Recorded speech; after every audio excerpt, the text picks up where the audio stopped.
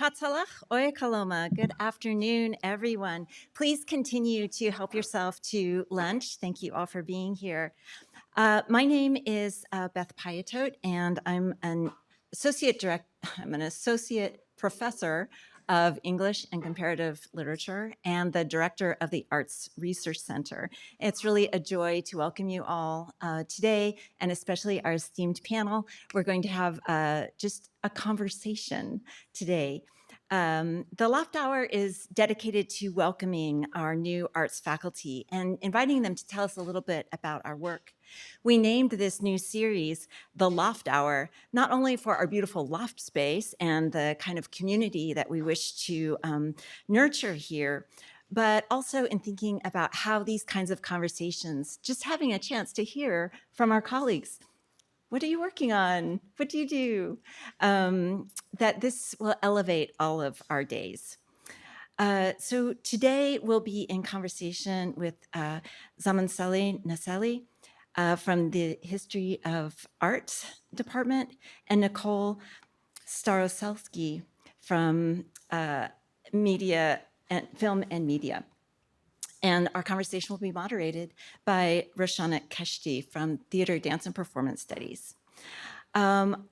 Before we begin, I want to encourage everyone to take a beautiful Loft Hour flyer. The artwork is done by Luann Red Eye, who is a new professor in art practice, and we'll be giving a talk. We'll be doing a Loft Hour next month in November with Maria Abe from music.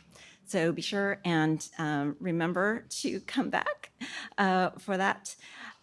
Before I step aside, I would like to express my gratitude to Lori McPhee, our Associate Director of the Arts Research Center, and Indira Allegra, our Program Coordinator, for all of the organization they've done for this event.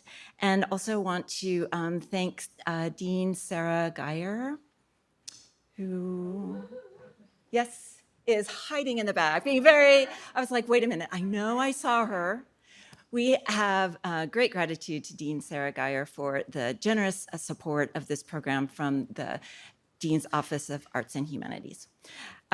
So, Roshana Keshti is an anthropologist, feminist, queer, and race theorist, born in Tehran, Iran, and raised in Nashville, Tennessee. Her work sits at the intersection of sound, the senses, film, and performance studies, with an emphasis on diaspora and psychoanalysis. Professor Keshti is an associate professor and head graduate advisor of theater, dance, and performance studies. She's the author of Modernity's Ear, Listening to Race and Gender in World Music, and Switched on Bach.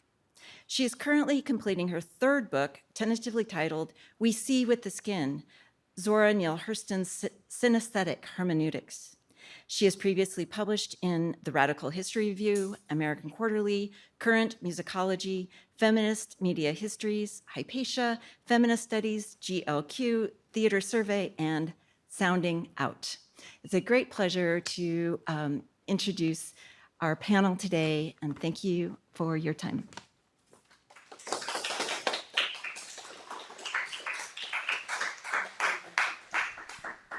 Thank you, Beth.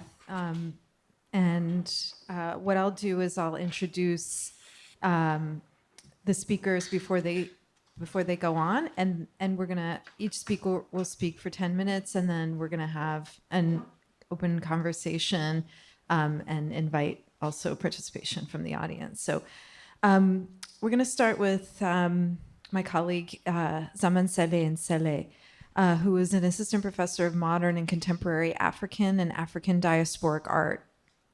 She's currently working on her first monograph, provisionally titled Reckoning with Post-Apartheid and Imperialist Nostalgias in Archival Art Practice in Africa. In the monograph, Zamanseli Nsele explores how nostalgia can generate visual epistemologies that sanitize, disavow, and aestheticize oppressive racial histories. One of the central themes that is consistent in Zamanseli's research and writing is her critique of image-based rituals of anti-Black violence. Zamanseli Nsele is the co-editor and contributor to the book The Imagined New, or what happens when history is a catastrophe, from 2022. She is teaching an interest in critical theories of Blackness in visual art, with a particular emphasis on the tradition of resistance art movements in the United States and South Africa. So join me in welcoming Zamansele Nsele.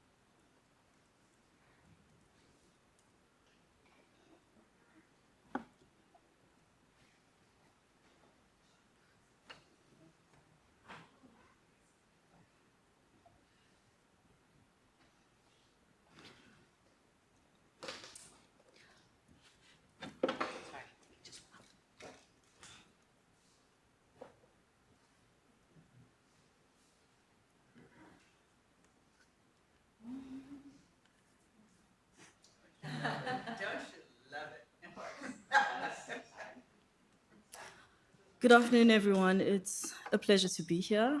I'm going to plug this in as soon as it is time to show a slide. I just don't want it to be distracting while I speak. So one of the guiding questions that we agreed upon when we last spoke, myself, Roshanak, and Nicole, when we met in preparation for this event, was to approach what we do from the subject of form and method. Today, I'll briefly introduce the connection between the photographic form and the idea of imperialist nostalgia. This connection is one of the topics that I'll introduce to you, or is a topic of my study in contemporary art practices in Africa. Photography is often defined as the art of capturing light with a camera to create an image, usually via a digital sensor or film. Louis Daguerre is often credited as the inventor of early photography in 1839. He once said, and I quote, "I've captured the light and arrested its flight. The sun itself shall draw my pictures," unquote. And in Camera Lucida, Roland Barthes described the photograph as the living image of a dead thing. He further describes photographers as the agents of death. Susan Sontag, in her book on photography, affirms that death and photography are connected. She characterizes photography as memento mori. Photographs outlive their human subjects. I'm trying to find my place. Once the people photographed die, the photograph remains. In my mother tongue, isiZulu, an indigenous language widely spoken by the majority of South Africans, taking a photograph is referred to as ukutwebula. It is likened to the act also called ukutwebula, which is the spiritual practice of capturing someone's soul, resulting in their dispossession or loss of self. Literature exposing this linguistic connection is growing in South Africa, and in my contribution, I aim to expand upon how the camera's technical use of solar properties harmonizes with the death-evoking soul consumption associations made in isiZulu. In my research, I investigate the significance of imperialist nostalgia in the photographic artwork of contemporary artists in Africa who visually reference the colonial 20th century photographic archives of Africa. Figure 1 was taken by Alfred Martin Duggan Cronin, an Irish South African who worked as a guard at what was at the time the largest mine on earth in South Africa. He later abandoned his job and picked up a camera. Traveling between Southern Africa's native reserves, There, after getting consent to photograph his African sitters, he'd convinced them to change from their Western clothing into tribalesque items of material culture, such as the leopard skin shown here. This leopard skin is believed to be supplied by himself. After draping his sitters in tribal skins, he would take honorific portraits of them that have been described as evoking an unspoiled pre-colonial time prior to European contact and influence. As one African sitter aptly retorted, and I quote, "What is the use of trying to civilize us if you want to photograph us in our skins, which we have already thrown away?" Unquote. In my own writing, I framed this work and its contemporary iterations in Figure 2 as the visual dimension of an imperialist nostalgia. Imperialist nostalgia is defined by the anthropologist Renato Rosaldo as revolving around a paradox. And I quote, a person kills somebody and then mourns his or her victim. In a more attenuated form, someone deliberately alters a form of life and then regrets that things have not remained as they were prior to his or her intervention. In any of its versions, imperialist nostalgia uses a pose of innocence yearning, both to capture people's imagination and to conceal its complicity with often brutal domination, end quote. After the Land Act of 1913, Africans were dispossessed of land and effectively decitizenized. They were retribalized through a system that confined them to native reserves, and these reserves became reservoirs of cheap migrant labor, which is why when you look through Duggan Cronin's collection, many African men, you'll barely find portraits of young men unless they photographed in a mine, as many African men were away underground, mining the earth for diamonds and gold for the colonial capitalist forces. Often something looks or is felt to look better in a photograph. Within art practice, it goes without being said that photography is expected to improve the normal appearance of things. Through composition and the manipulation of light, beautifying is one of the classic operations of the camera. And Sontag states that this tends to bleach out a moral response of what is shown. Native reserves were, in fact, poverty-stricken spaces of colonial confinement.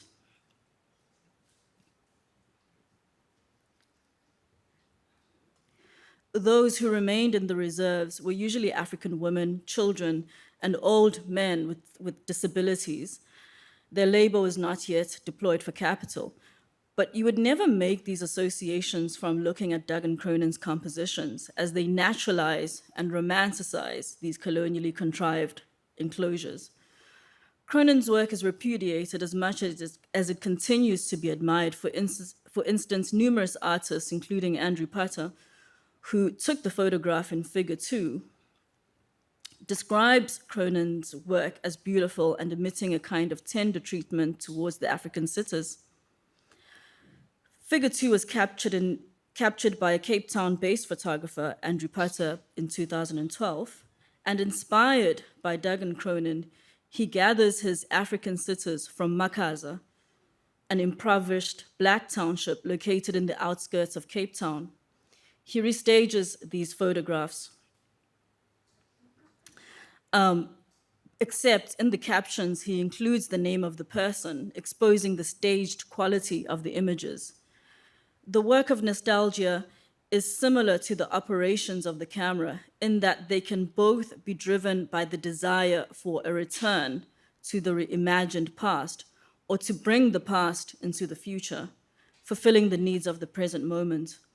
More specifically, in my writing, I explore how the idea of imperialist nostalgia permits us to see how these photographic staging of Africa and Africans in these romanticized, palatable, and honorific ways indeed can be a pose of innocence for the colonial forces that intentionally altered, if not destroyed, that way of life. What photography and its manipulative qualities can conceal out of our view, obscure, sanitize, and perhaps ironically reveal all at the same time is the complicity of the camera and its beholder within the colonial dynamic of dispossession and extraction.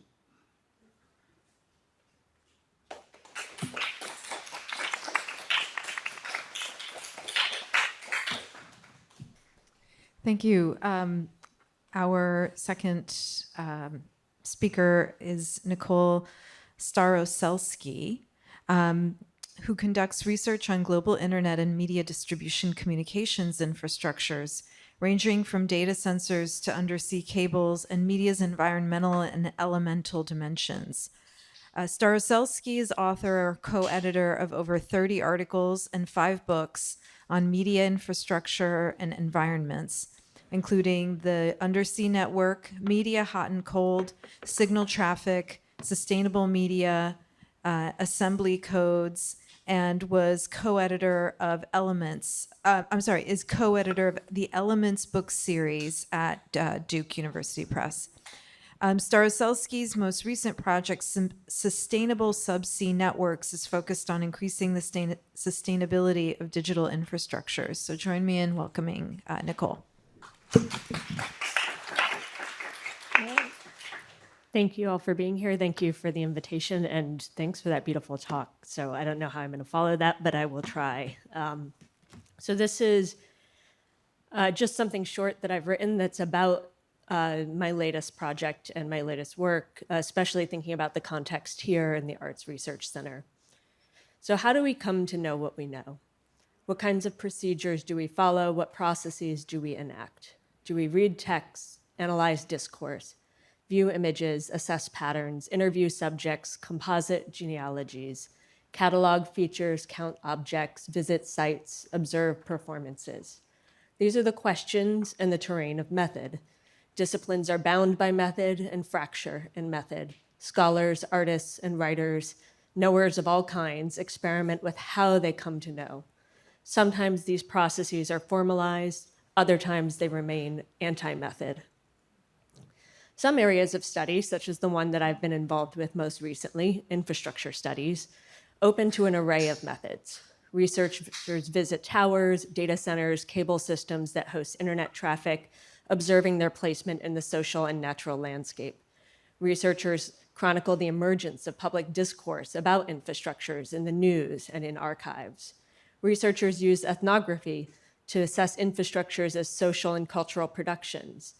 And researchers use media, I'm from film and media studies, drones, photography, microphones, among others, to both understand and reorient perceptions of infrastructure. So drawing on all of these fields, all of these methods, this field has documented how infrastructures have publics, poetics, aesthetics, and affects. So over the past decade, I've experimented with many of these different methods and trying to come to better understand the undersea cable network, which currently carries 99% of all transoceanic data traffic between continents, so nothing goes to the air, it all goes under the ocean. These cables, which are hair-thin pieces of glass encased in copper or aluminum, protected from the water by plastic covering, are the material backbone of the internet. Without it, there would be no global communication, only a small fraction could be backed up by satellite. While I initially began outside of this network, tracking cables on the beach, touring cable landing stations at the network's fringes, digging into the depths of the archives for traces of cabled life, over the past decade, I have been called into a different engagement with the network. So at first, I was asked, to my surprise, to chair a global citizen paper section at the Subsea Cable Network's Triennial Conference. And then I was asked to convene a working group and then subsequently began to work in sustainability. So many years later, I am now working with the cable industry to develop sector-wide efforts to collaborate in greening the backbone of the internet. This, perhaps even more surprisingly, involves many core methods of the humanities and arts: competency to speak to people across national and cultural contexts, and a deep understanding of history. It also involves developing visualizations and aesthetic material to communicate to and within a global array of different kinds of stakeholders. So we could think about like ship captains here, or cable recyclers, or people who work for Google and Meta. And we create maps, write stories, and develop visualizations to work with the industry on sustainability efforts. So over the years, cable infrastructures moved not simply from being the subject of my research, but they became my object, and changing them now is my method. And I have an objective to make cable infrastructures more sustainable, and humanities and visual arts research is actually a key method and a key element in doing so.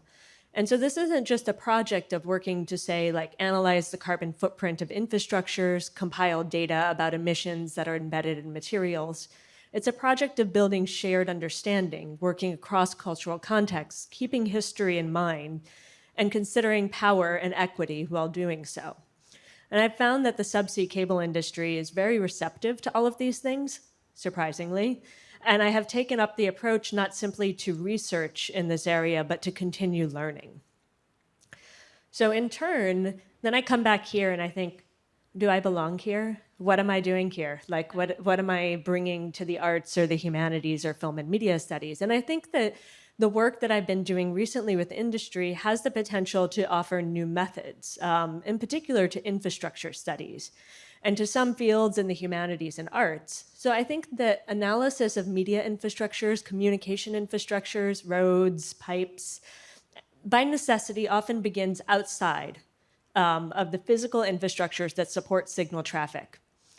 Scholars encounter and situate and often critique what are massive, typically impenetrable systems, locating them within broader sets of geopolitical struggles, corporate initiatives, and cultural milieus.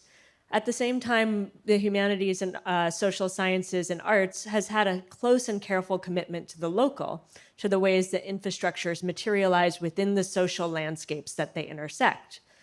But I think my work with the subsea cable industry offers a little bit of a different perspective.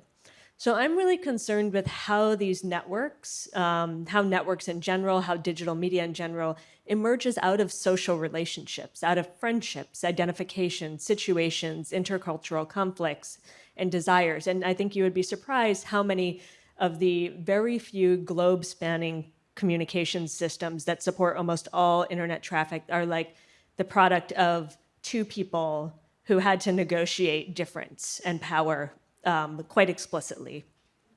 And so I've turned often to literatures like psychoanalysis and organizational psychology, totally outside of my initial field of study, to understand these processes and dynamics. And I found that transforming networks, transforming digital media is not simply a project of putting pressure on a massive corporate entity that responds to political regulation, brand recognition, and customer damage functions. Instead, transforming media infrastructures is a project of working with people, developing relationships with as a scholar to a public, to people beyond academia that are reciprocal, careful, and caring.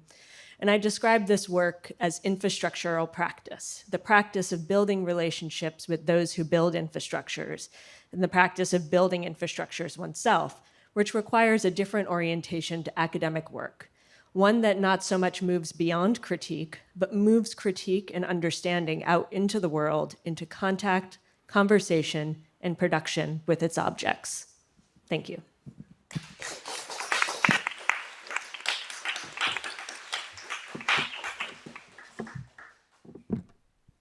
Thank you. At the beginning, we were kind of talking about how did the three of us end up in this conversation, right? We're kind of all over the arts and humanities map. I'm thinking about, we had such a rich conversation a few weeks ago over lunch, thinking about our shared interests. And that's how we arrived at the question of form and medium. And I'm thinking about, Zama, your particular emphasis on the formal qualities of photography, right? And the image is one sort of way of imagining the object itself. And so I wonder, thinking about both of your projects. I'm really interested in both the sort of network as well as photography in South Africa through the concept of the imaginary and thinking about the network as an imaginary, right? As an idea that precedes its, materialization, as a kind of utopian ideal that is very rarely realized, right? I mean, given what we know about the lack of freedom of movement of information on the internet and the kind of proprietary nature and the kind of nation states involvement in that.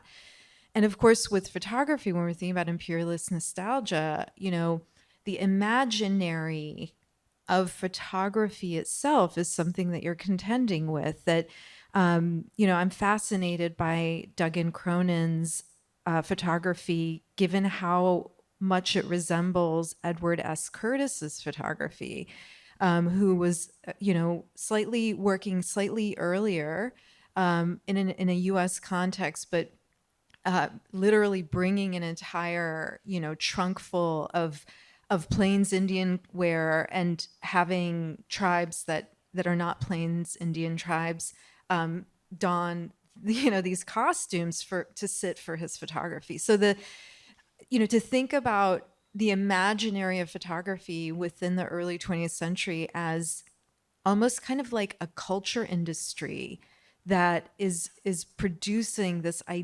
nostalgic idea of in the U.S. context, of course, we call it salvage, salvaging the Indian as the sort of genocidal practices are resulting in the loss of Indian life.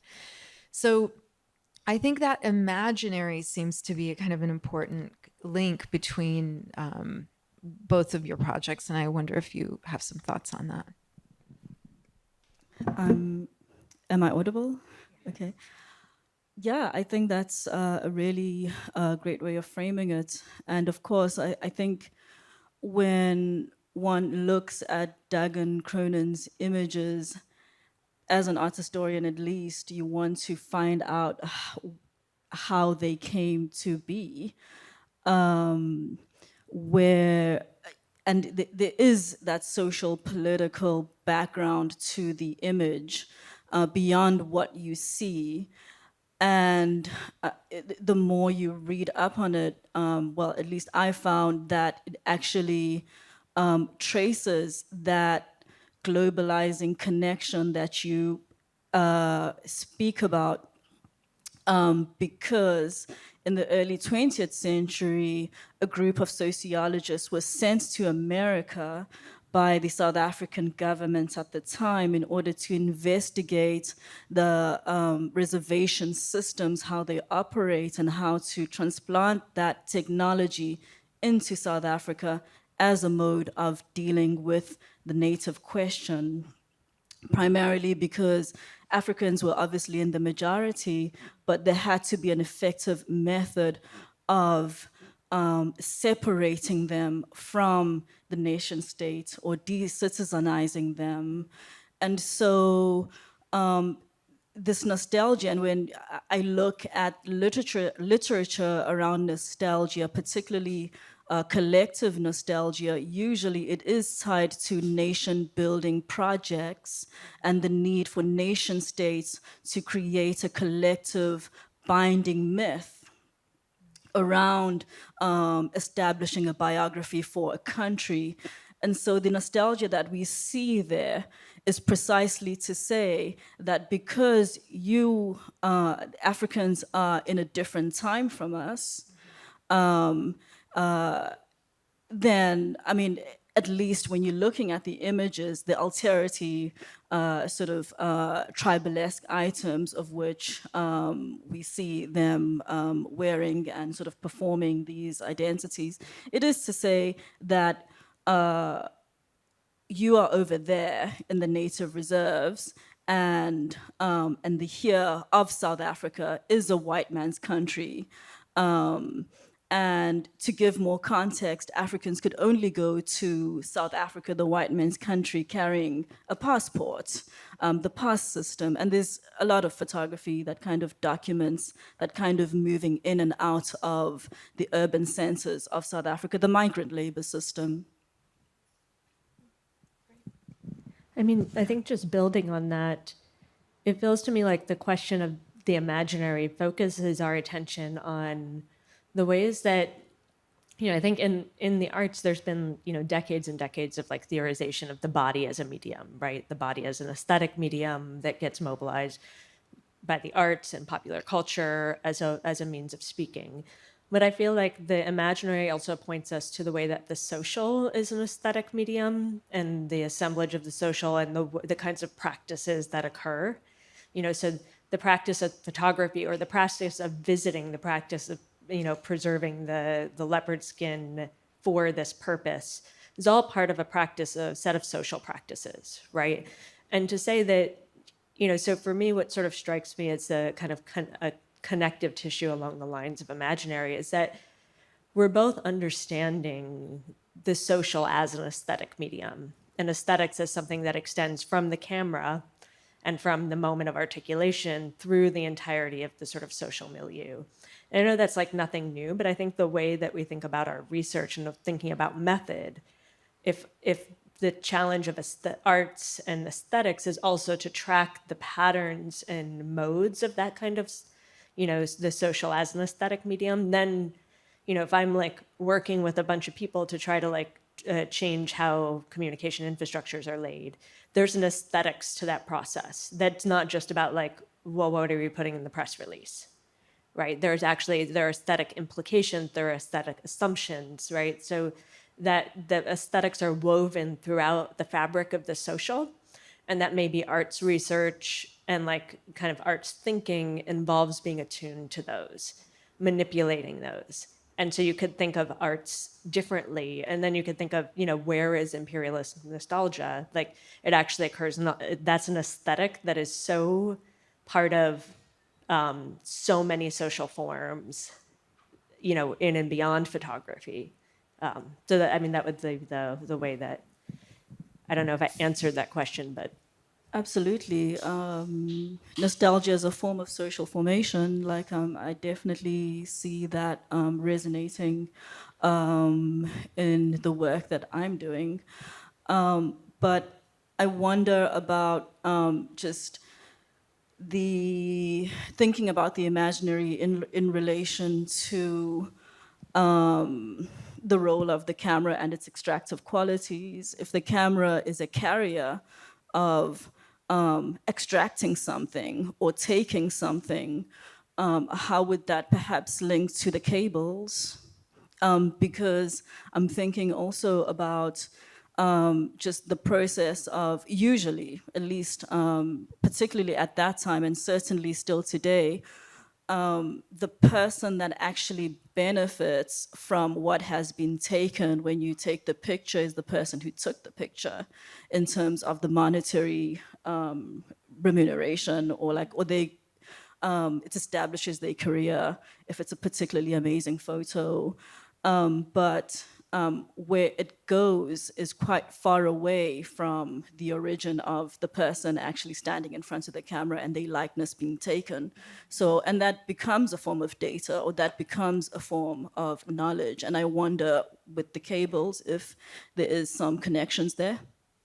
I think definitely. I think that that's a great question, because I think that, the cables are colonial infrastructures, right? They have been since they were, they originated, right? They have that history. Today, paths build on those colonial routes, right? So there are paths of extraction that build on these paths of extraction, right? So you have that extractive mode where, the earliest British colonial cables, were laid for the circulation of financial information, the circulation of trade, to underpin trade in a different way, to circulate news and a certain kind of imagination of empire, right? So there are all these ways that what was circulated, yes, data was extracted, but it was also sent around and used to disseminate a coloniality.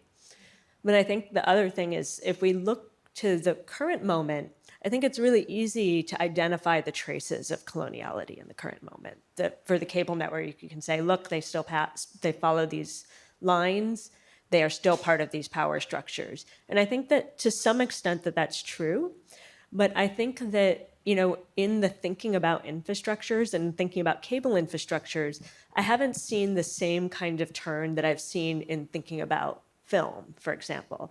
So I think like people who have looked, like they have acknowledged that there are like post-colonial film movements, right? That film can be seized and used in these other ways.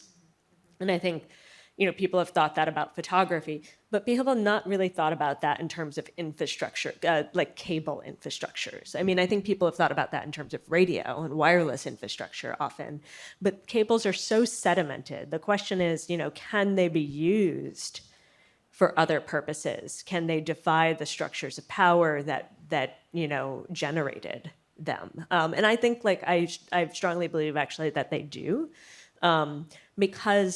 because of the methods that I've taken, right? So like I have talked to people all around the world who are working on these projects and have a sense of like what their philosophies are and have a sense of what they've dedicated their life to.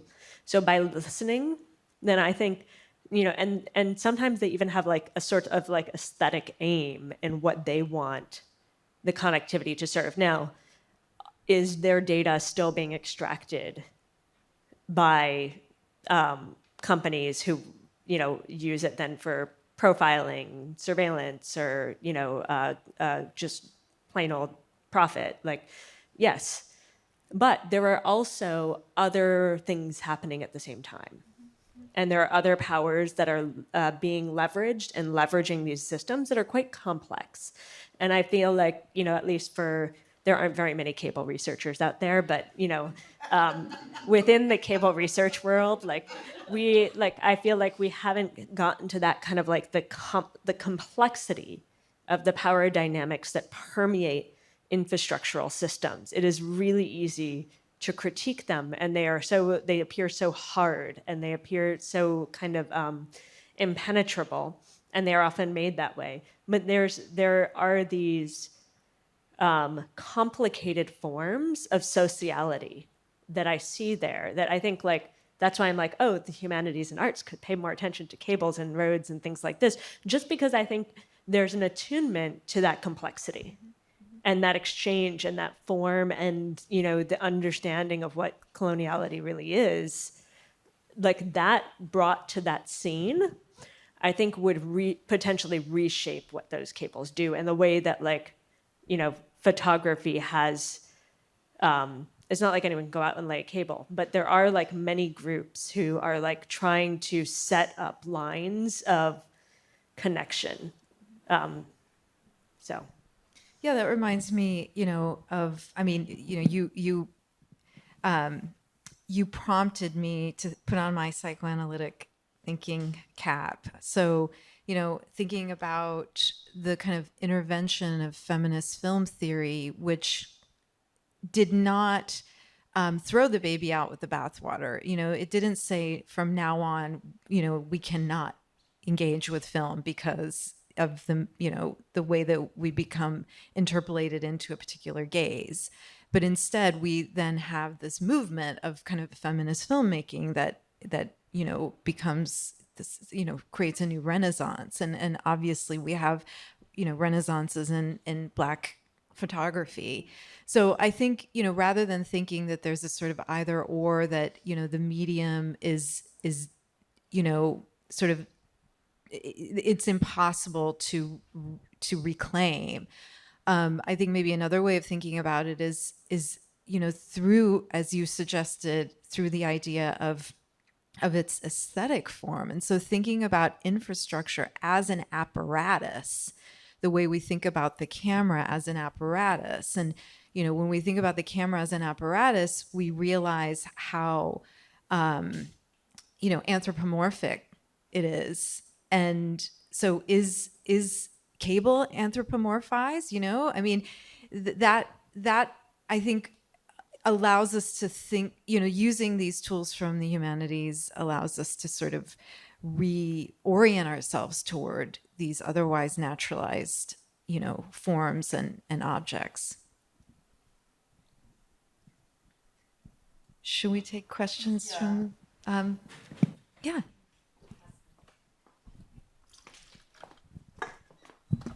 I have so many questions, and I've really been stimulated by this, so thank you three very much. I want to begin by saying, you know, the model from Zama was so much about the inequitable power, and your model of the infrastructure was so surprisingly optimistic in just mind-blowing ways about it being spaces for communication, collectivity, alteration, as opposed to drawing attention to how frustrated you might be by this corporation not letting you even talk to someone or whatever. I mean, there's, in other words, cup half full, cup half empty becomes one of the kind of questions about power and form. Zama, specifically for you, I really paused over your emphasis on beauty with photography as, quote, improving. You know, all the way back to Alan Sekula's Body in the Archive, we have the model that there was both an honorific purpose that photography was put to right away, but also a model of surveillance and the mugshot, and a disciplinary model that was not about beautifying. So it seems to me the photographs you're talking about do that spin of beautifying, but I wanted you to talk a little bit more. That people are walking around with these passes, I assume, with photographs that coexisted with the enormously beautiful sense of photographic richness in some of those early photographs. Thank you. Yeah, I think beauty is subjective. Like, No, it's not that. Of course it's subjective, but I want you to talk about, or I want to know more from you about what you think its repercussion, achievement is, and why, because I don't think all photography is about beautifying, but I do think what you were showing us is about beautifying, and so that to me seems to be a particular use. yeah, indeed. I mean, I selected particular photographs amongst a very wide plethora. And around the same time, you could go to the photography of Ernest Cole, who was working within the metropolis of Johannesburg, where Black people, you'd see them in suits, jumping off trains, with the passport bearing more photographs of themselves that are more administrative. And I mean, Ernest Cole's work is getting a lot of attention at the moment. The MoMA has produced the Museum of Modern Art in New York has produced a couple of books about him, featuring his work. And if you look at that work, it has a very blurry effect to it. It's in black and white, but it definitely also conforms to current aesthetic thinking around Blackness, particularly within the frame of opacity. And opacity as it is defined by a Martinican thinker, of which I'm not remembering his name right now. Not Frantz Fanon, Glissant, yeah. And that mode of opacity has been used to think of as a mode of privacy, in the sense that if you can't see me and it's blurred, the image is blurred, then that gives the Black subject, who would be object to a mode of privacy, to Blackness that is like not that is not made visible for this public consumption. And I'm just thinking about, so in bringing this up, Ernest Cole's work is quite far removed from this. I mean, he was merely documenting apartheid South Africa in the early 20th century. Eventually, he was like, he went into exile in America. But what I'm saying that is, the way that it is showing up now seems to be compatible to me to the current thinking around opacity. I mean, I'm thinking about the work, it's called Black and Blur by Moten. And again, if you look at the book cover, it's an image that has been blurred of what looks like a Black person. So I mean, again, I'm thinking of photography and form, the current trends, and the way that it can easily pair up to the current thinking about how we view Blackness or Black people in representation, but in ways that I suppose have or carry some kind of liberatory praxis. I mean, I didn't show you everything, yeah, but I suppose, yeah, I think. It was the sense that if it's imperialist nostalgia, does that apply to the other modalities of photography at the time? It doesn't. It doesn't. I'm just looking at this mode of modality and the spaces that it operates. Yeah, of which is the reservations. Yeah. Oh, do we have time? Oh, okay, time for one question, yes. Sorry, yeah. Sorry, hi. Thank you so much for fascinating presentations. I have a question for you about these two photographs. I found it completely fascinating that they are staged, both of them. And I think that what you need to think about when you look at them is actually, they are very similar image-wise, but the metadata or the text that's adjoined them are different. So this is something I've been working with for the last 5 years, the politics of metadata. And my question is, for you, is more, how do you think you could work, because this is an issue of kind of infrastructure for our visual heritage. How could we kind of reinterpret or rename these types of images so we kind of understand them in a new way or a new light? Because I mean the point here is that we are to understand the image from 1931 as a documentary photography, right? But it's not. But how could you it's a bit of change both, that metadata-wise? How could you kind of transform or kind of develop this kind of the metadata for this kind of visual heritage? That was my question. Sorry for this long question. I mean, my question, I would have a question for you right back. Like, what kind of new knowledge would you want to produce from the images, like now? Like, what kind of? For one thing, and then tying back to Camera Obscura and Roland Barthes, where he writes about this, you know, this picture of the slave, and this is a named, of course, this is an individual with a name. So for a start, individual name, personal names. How could you actually reconstruct that? Or if you don't have it, how could you actually point to, for the viewer, that this is not a type, it's an individual, for example. This is just an example. It's impossible to get that knowledge. I mean, where would you go? You know, where does one start? I think that is. I mean, I just wonder, like, I mean, even that for me is a type of performing something. Yeah. Would viewers actually know that you made that intervention in the caption if you were to put like Suze Dlamini underneath Dagan Cronin's work? I mean, they'd certainly have to walk closer to the image. It's after they've seen it.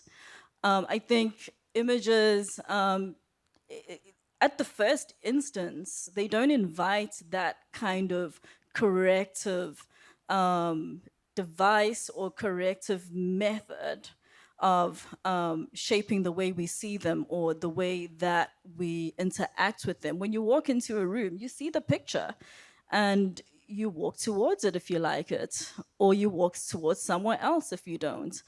I'm just thinking here very practically about walking into the room and walking towards what you see and it seducing you, of which again, go back to Darcy's point about the aesthetic, I do think that images do have that kinetic